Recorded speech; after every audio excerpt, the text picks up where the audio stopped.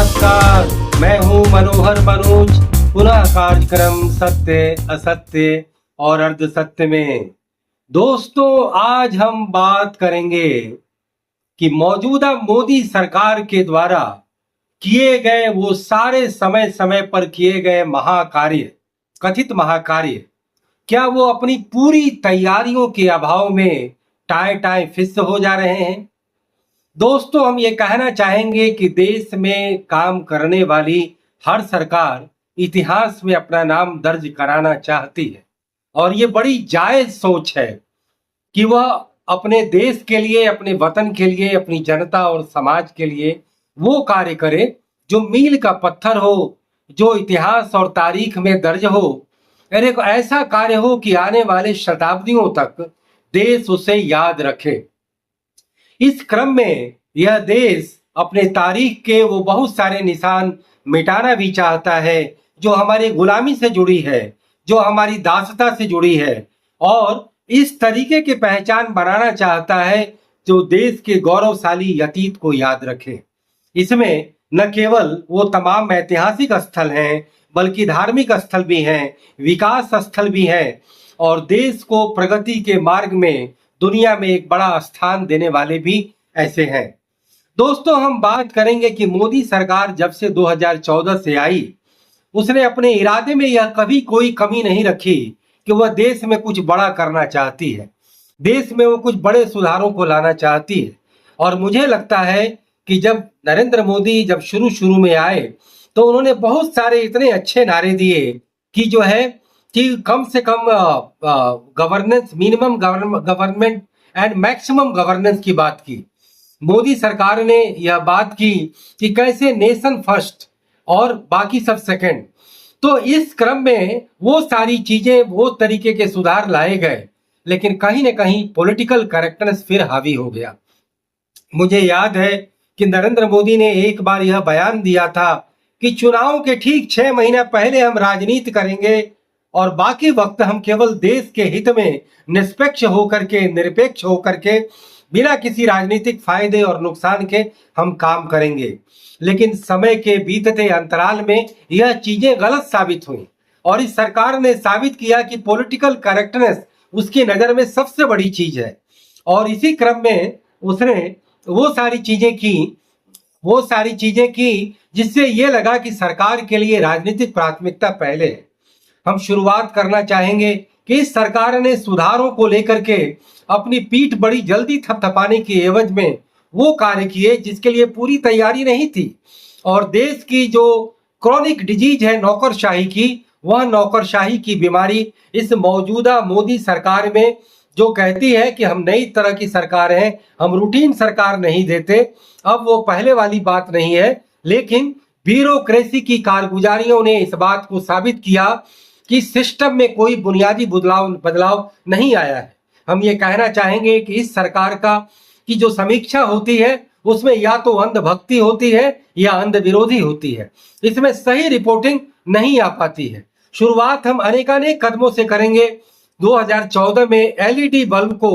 बिजली बचत के नाम पर प्रमोट करने की बात सरकार ने की और सरकार ने खुद जो है एलईडी बल्ब रियायती दरों पर अलग अलग बिजली घरों से या बिजली के कार्यालयों से लोगों को बांटने शुरू किए।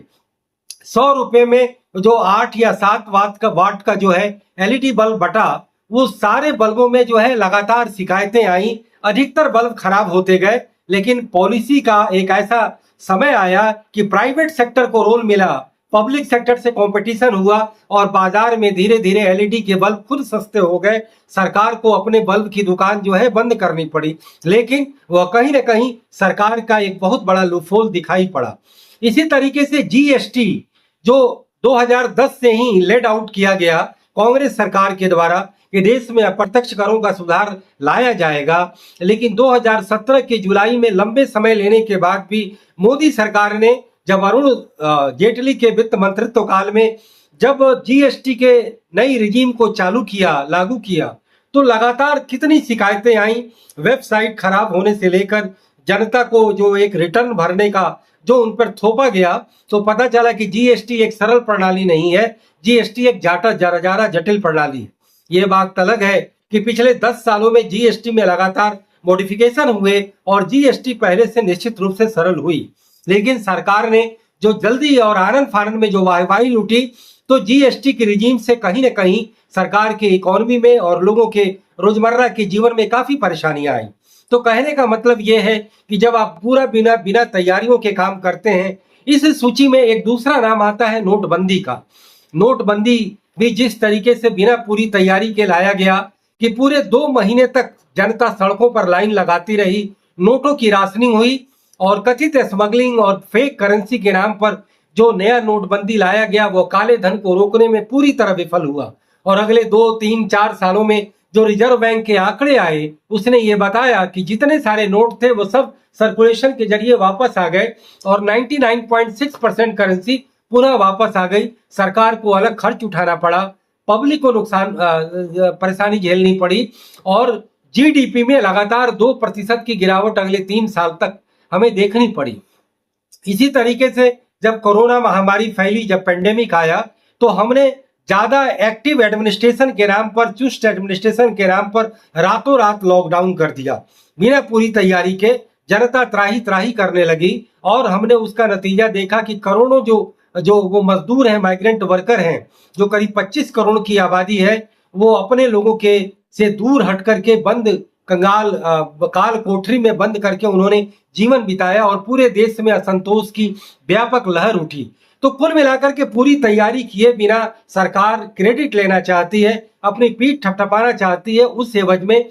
जो रातों रात लॉकडाउन हुआ उससे भारी नुकसान हुआ और बल्कि वो सारी शक्ति धरी की धरी रह गई। जब अगले साल 2021 में पेंडेमिक आया तो एक अपुष्ट रिपोर्टों के अनुसार देश में 47 लाख लोग जो है वो काल के ग्रास बन गए और एक तरह से जो है उसी दौरान बंगाल के चुनाव में सरकार ने कहीं ना कहीं उसे प्रायोरिटी दी, पॉलिटिकल प्राथमिकता दी, लेकिन कोरोना महामारी को रोकने में उस तरीके से कारगर नहीं हुई। यह ठीक है कि लेट ऑफ लेट मैनेजमेंट किया गया और 200 करोड़ जो है वैक्सीन दिए गए सरकार के द्वारा निःशुल्क, तो कहीं ना कहीं कोरोना महामारी से एक तरह से निजात जरूर मिली। लेकिन कुल मिलाकर के इसी तरीके से सरकार ने, नरेंद्र मोदी सरकार ने कुछ ऐसे पुराने स्थलों को, चाहे अयोध्या का राम मंदिर हो, विश्वनाथ का कॉरिडोर हो, या फिर उज्जैन का महाकाल हो, या नालंदा का जो है ऐतिहासिक विश्वविद्यालय हो, या फिर दिल्ली का संसद भवन हो, या फिर प्रगति मैदान हो, या यशोभूमि हो, कुल मिलाकर के सरकार की जितने बड़े फास्ट ट्रैक और जो सैकड़ों करोड़ की योजनाएं जो तारीख बदलने, इतिहास को बदलने और एक नया नजीर पेश करने के लिए बनाई गई, वह कहीं ना कहीं पॉलिटिकल स्कोर करने के चक्कर में उसकी जो कंस्ट्रक्शन है, जो उसकी निर्माण है, वह ज्यादा मजबूत और पाबंद नहीं रही। इन सारे जिनका मैंने उल्लेख किया, इन सारे निर्माण कार्यों में समय दर समय शिकायत आई, ये बरसात नहीं झेल पाई। अभी मैं ताजा एग्जाम्पल देहरादून और दिल्ली एक्सप्रेस हाईवे की बात करूंगा, जहां पर कि कई जगह सड़क धंस गए, कई जगह दुर्घटना भी हुई। और कुल मिलाकर के जो हमारी सरकार में जो पॉलिटिकल स्कोर करने की जो ये लत देखी जा रही है, उसमें सारे जो नॉर्म्स, जो निर्माण के नॉर्म्स हैं कि कितना टाइम लगेगा, कितना उसकी यार्डस्टिक पूरी होगी, क्या उसकी टेक्निकल फिजिबिलिटी है और वह कितना अस्थाई है, कितना जो है वह लॉन्गेविटी है, वह चीज जो है कहीं ना कहीं टाई फिक्स हो जा रही है। तो कुल मिलाकर के इसी तरीके से सरकार ने न्यू एजुकेशन पॉलिसी का शिगूफा दिया कि वह देश के शिक्षा तंत्र को एक तरह से पूरे तौर पर बदलना चाहती है। एक लैंग्वेज के फार्मूला को दे छोड़ करके, जिसमें इंडिजिनस लैंग्वेज को बढ़ावा देने की बात की गई, उसके लैंग्वेज और उसके लिटरेचर और उसके कॉन्सेप्ट में केवल बदलाव था। जमीन पर जो बदलाव दिखा वह उसमें अव्यवस्था दिखी, पेंडेमोनियम दिखी और अस्त व्यस्त दिखी कि न्यू एजुकेशन पॉलिसी के तहत जो 4 साल का ग्रेजुएशन कोर्स किया गया, आज उनके बच्चे कहीं ना कहीं अपने को अधर में पा रहे हैं, क्योंकि उसकी पूरी तैयारी नहीं की गई। यूनिवर्सिटी में उस तरीके के रिसोर्सेज नहीं, उस तरीके के पूरे क्यूरिकुलम की तैयारी नहीं, उस तरीके के फैकल्टी मेंबर्स नहीं। इसी तरीके से हर साल सरकार एमबीए के और इंजीनियरिंग की सीटें बढ़ाती है, लेकिन उन कॉलेजों में जाए तो इंफ्रास्ट्रक्चर का अभाव है, उसमें फैकल्टीज नहीं है, फैकल्टी की ट्रेनिंग नहीं है। तो कुल मिलाकर के ये सरकार अपनी पब्लिसिटी पर, अपनी पीठ थपथपाने पर, अपने पॉलिटिकल करेक्टनेस पर और लोगों की वो धारणा बदलने पर ज्यादा काम करती है, जमीन पर वो चीजें नहीं दिखाई देता। हम ई गवर्नेंस की बात करते हैं, हम ये बात करते हैं कि ज्यादा से ज्यादा सिस्टम जो है ऑटोमेटिक मोड में हो, लेकिन आप तमाम चीजों में जाएं, जिनके भी वेबसाइट बनते हैं वो फुल प्रूफ नहीं होते, उनमें तमाम शिकायतें होती, उनमें वो कंपेटेबल नहीं होते। अभी अभी रेलवे ने IRCTC के वेबसाइट को बदलने की बात की है, जो ज्यादा पीपल फ्रेंडली हो, जिसमें तरह तरह के ऐप आ जाते हैं। कहीं ना कहीं एक तरह से कंफ्यूज हो जाता है ये जो यूजर है और गुमराह हो जाता है। तो कुल मिलाकर के IRCTC की वेबसाइट हो या गवर्नमेंट का कोई भी महकमा हो, कोई भी योजना हो, कोई भी कार्यक्रम हो, हमने ये सुना कि जब जनधन की योजना आई थी तो बैंकों में भी वो पूरी तैयारी नहीं थी। ये अच्छी बात है कि मोदी सरकार एक मुहिम के तहत एक मिशन मोड में काम तो लाती है, लेकिन उसे ये जानना चाहिए कि हमारा सिस्टम रोटन है, हमारी ब्यूरोक्रेसी लेजी है, हमारे में इच्छा शक्ति नहीं है। इस देश में देशभक्ति की बात आती है, नेशन फर्स्ट की बात आती है, लेकिन उसी नेशन फर्स्ट के नाम पर, उसी नेशनलिज्म के नाम पर कैसे कैसे करप्ट एलिमेंट अपने स्वार्थ की सिद्धि करते हैं और कैसे कैसे अमानवीयता का नजारा दिया जाता है। देश की जनता का हित ही सबसे बड़ा राष्ट्रवाद है, न कि वो थोथा और खोखला राष्ट्रवाद का नारा, जिसे केवल भावुकतावाद के जुमले में ओढ़ करके सारी चीजों को परोसा जाता है। यह ठीक है कि चीन में कहीं ना कहीं एक तरह से डिक्टेटरशिप है, चीन में लोकतंत्र नहीं है, एक पार्टी का राज है, लेकिन जब हम नेशनलिज्म और राष्ट्रवाद शब्द की बात करते हैं तो मुझे लगता है कि इन लेटर एंड स्पिरिट वह मुझे अगर कहीं दिखता है तो वह केवल चीन में दिखता है। कि चीन में कोई भी करप्ट, भले एक पार्टी का शासन है, एक विचारधारा का वर्चस्व है, लेकिन उसी विचारधारा का कोई व्यक्ति और किसी तरीके के ग्राफ्ट केस में या भ्रष्टाचार के केस में मुलज्जिम पाया जाता है तो उसमें तनिक भी ममता नहीं दिखाते पार्टी के लोग। यहाँ पर भारतीय जनता पार्टी का राज है। अगर भारतीय जनता पार्टी का कोई कारदार अगर किसी भ्रष्टाचार के केस में अगर वो मुलज्जिम पाया जाता है तो उसे बचाने का काम किया जाता है। कांग्रेस भी बचाने का काम करती थी। हर पॉलिटिकल रिजीम अपने वोटर को, अपने वोटर समूह को, अपने समर्थकों को, अपने समर्थन देने वाले आइडियोलॉग को बचाने का कार्य करती है, लेकिन चीन विकास को प्राथमिकता देता है, चीन देश को प्राथमिकता देता है। चीन अपनी राष्ट्रीय महत्वाकांक्षा का पूरे दुनिया के सामने एक ऐसा प्रदर्शन करने का नमूना है जिसने अपनी सक्सेस की जर्नी और डेवलपमेंट की जर्नी पिछले 45 सालों में बदल कर रख दिया कि वह दुनिया का एक बॉटम लाइन में रहने वाला देश आज दुनिया के टोटल टॉप लाइन और फ्रंट लाइन में जा चुका है और अमेरिका को सीधे चुनौती दे रहा है। आज अमेरिका